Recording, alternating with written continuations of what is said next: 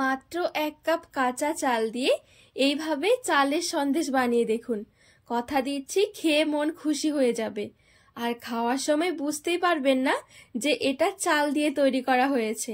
যদি একবার কাউকে বানিয়ে খাওয়ানো হয়, দেখবেন সাথে সাথে রেসিপি জানতে চাইবে। আর এত ভালো লাগে সন্দেশগুলো খেতে, একটা খেলে দেখবেন আরও একটা খেতে ইচ্ছে হবে। এত ভালো লাগে সন্দেশগুলো খেতে, আর এতটা লোভনীয়, মুখে দেওয়ার সাথেই মিলিয়ে যায়। আর এই দেখুন কতটা সুন্দর হয়েছে সন্দেশটা। নমস্কার বন্ধুরা, নতুন একটা পর্ব দেখার জন্য আপনাদের সকলকে স্বাগত জানাই। আজকে বানিয়ে দেখাবো স্বাদে গন্ধে ভরা, মুখে লেগে থাকার মতন চালের সন্দেশ। মাত্র 1 কাপ চাল থাকলে ঝটপট এই সন্দেশটা বানিয়ে নিতে পারেন। খেতে ভীষণ ভালো লাগে আর বানানো একদমই সহজ।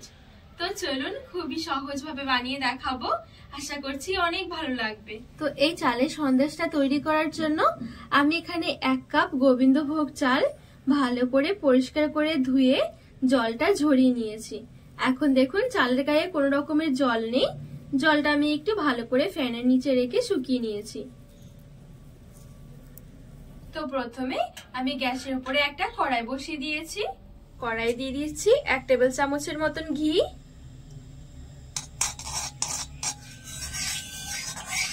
তো ঘিটা হালকা করে গরম করে নিয়েছি। এবারে আমি এই গোবিন্দভোগ চালগুলো দিয়ে দেব।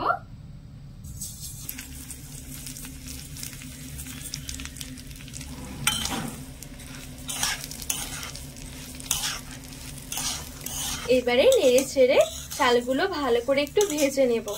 আর আমি এখন গ্যাসের আঁচটা একদমই হালকা রেখে দিয়েছি। আর ঘি দিয়ে ভাজার কারণে ফ্লেভারটা অনেক সুন্দর আসবে। আর আমি এখানে গোবিন্দভোগ চাল নিয়েছি, আপনারা চাইলে যে কোনো চাল নিতে পারেন, বাসমতি চালও নিতে পারেন, তবে গোবিন্দভোগ চালটা দিয়ে করলে সন্দেশগুলো খেতে বেশি ভালো লাগে।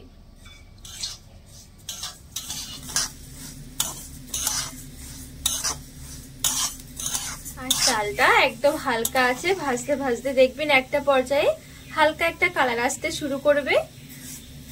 এই পর্যায়ে আমি নিয়ে নিয়েছি 2টো এলাচ, 4-5টা মতন কাজু আর 4-5টা মতন কাঠবাদাম। এবার আমি এই বাদামগুলো চালের সাথে একটু নেড়ে ছেড়ে ভেজে নেব। আর এখানে আপনাদের হাতের কাছে থাকা যে কোনো বাদাম দিতে পারেন। বাদাম দেওয়ার কারণে সন্দেশের টেস্টটা অনেক বেশি ভালো আসবে আর অনেক হেলদিও হবে। তো আরো আমি এখানে 4 থেকে 5 মিনিট সময় নিয়ে ভেজে নিয়েছি।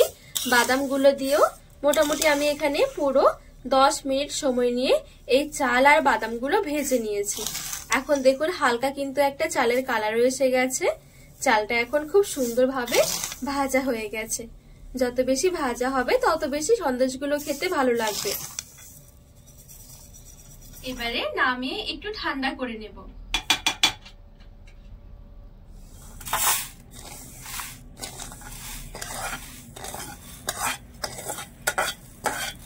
একটু ছড়িয়ে দেব তাড়াতাড়ি করে ঠান্ডা হওয়ার জন্য।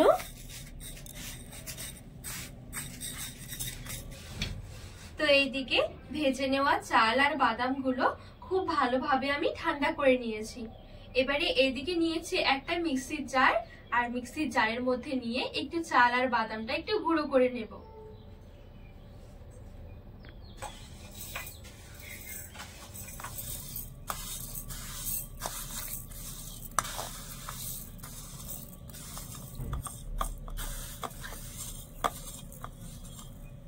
তো এই দেখুন সবটুকু চাল আর আমি বাদামটুকু নিয়ে নিয়েছি। এবারে ঢাকনা লাগিয়ে মিক্সির মধ্যে একটু গুঁড়ো করে নেব। আমি এখানে খুব ভালো করে মিক্সির মধ্যে চাল আর বাদামটা গুঁড়ো করে নিয়েছি। আর এই চাল আর বাদামের গুঁড়োটা পুরোপুরি কিন্তু পাউডার হবে না, একটু খসখসে থাকবে, তারপরে কিন্তু সন্দেশগুলো খেতে ভালো লাগবে। এবারে চাল আর এই বাদামের গুঁড়োটা আমি একটা থালার মধ্যে নিয়ে এক সাইডে রেখে দেব। এবারে এইদিকে আমি একটা কন্টেনার নিয়েছি সন্দেশটা সেট করার জন্য। আর এই কন্টেনারের মধ্যে আমি একটা কাগজও দিয়ে দিচ্ছি, তাহলে সন্দেশটা খুব সহজে বেরিয়েও আসবে। সামান্য একটু ঘি দিয়ে দিচ্ছি। ঘিটা দিয়ে ভালো করে চারদিকে একটু ছড়িয়ে লাগিয়ে নেব।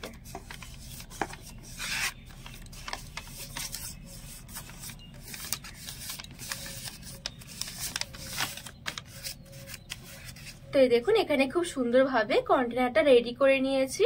এবারে আবারও কড়াই বসিয়ে আমি এখানে নিয়ে নেব কিছুটা দুধ। তো আমি এখানে নিয়েছি 500 ml এর মতন লিকুইড দুধ। দুধটা আমি আগে থেকে একটু জাল করে নিয়েছি। এবারে দুধটা শুধু গরম করে নেব।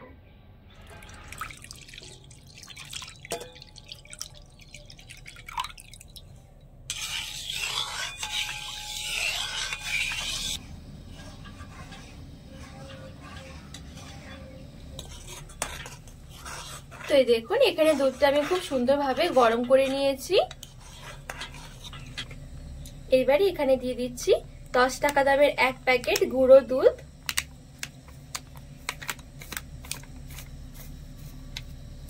ভালো করে একটু মিশিয়ে নেব নেড়ে ছেড়ে।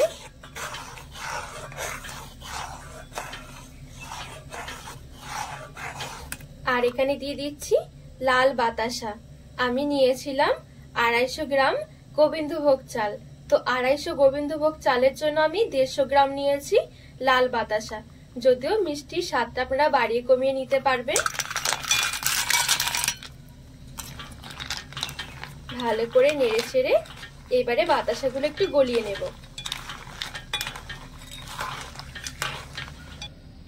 তো সবকিছু নেড়ে ছেড়ে ভালো করে মিশিয়ে নিয়েছি।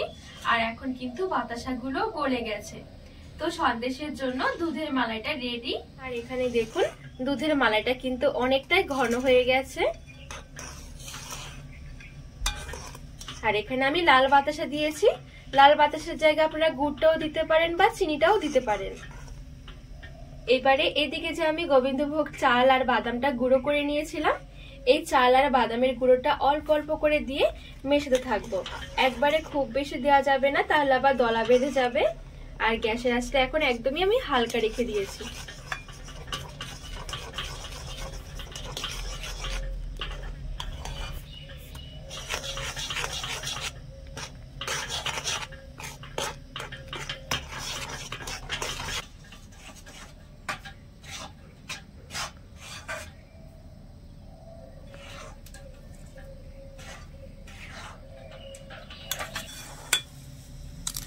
আর কিছুক্ষণের মধ্যে দেখবেন সন্দেশটা একদম দুধটা টেনে নেবে আর এরকম ঠিক একটা ডোয়ের মতন এসে যাবে।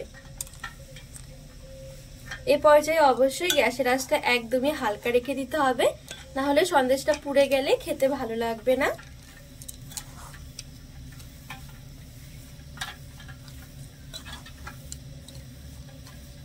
আর মেশাতে মেশাতে দেখবেন একটা পর্যায়ে হাতের মধ্যে এরকম কিছুটা নিলে দেখবেন হাতের মধ্যে কোনোভাবে চিটচিটে হয়ে লেগে যাবে না। এরকম খুব সুন্দর জড়ো হয়ে আসবে, তাহলে বুঝতে হবে সন্দেশের পাকটা খুব সুন্দরভাবে দেয়া হয়ে গেছে। এবারে আমি গ্যাসের আঁচটা বন্ধ করে দেব। আর সরাসরি আমি যে রেডি করে রেখেছিলাম যে কন্টেনারটা ঘি দিয়ে কন্টেনারের মধ্যে সেট করে নেব গরম গরম অবস্থায়।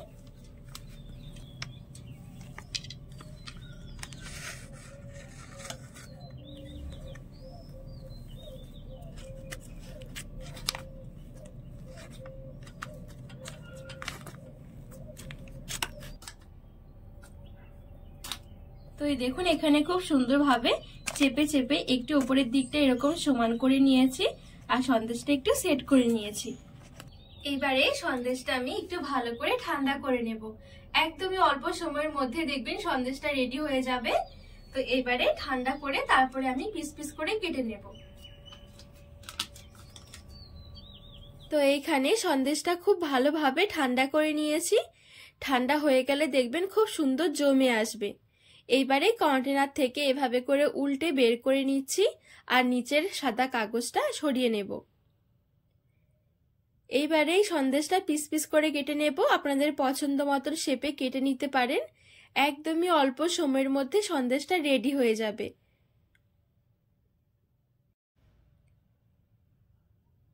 আর এখানে আমি চৌকো চৌকো করে সন্দেশটা কেটে নেব, এতে করে কিন্তু দেখতেও অনেক সুন্দর লাগে। তো এখানে সন্দেশ আমি খুব সুন্দরভাবে কেটে নিয়েছি। এবারে একটা প্লেটের মধ্যে তুলে সাজিয়ে নিচ্ছি। আর সন্দেশগুলো দেখুন দেখতে কতটা সুন্দর লাগছে, খেতেও ভীষণ ভালো লাগে। এই দেখুন রেডি হয়ে গেল মুখে লেগে থাকার মতন দানাদার চালের সন্দেশ। এইভাবে দেখবেন একবার সন্দেশ তৈরি করলে অন্য সন্দেশ আর খেতে ইচ্ছে হবে না। আর এই চালের সন্দেশটা খেতে ভীষণ ভালো লাগে। আর এই সন্দেশ আপনারা অনেকদিন পর্যন্ত কিন্তু রেখেও খেতে পারবেন। নর্মাল ফ্রিজে 1 মাসের মতো রেখেও কিন্তু খাওয়া যায়। আর এই দেখুন কতটা লোভনীয় হয়েছে, ভেতর থেকেও সন্দেশটা দেখুন কত সুন্দর জমেছে।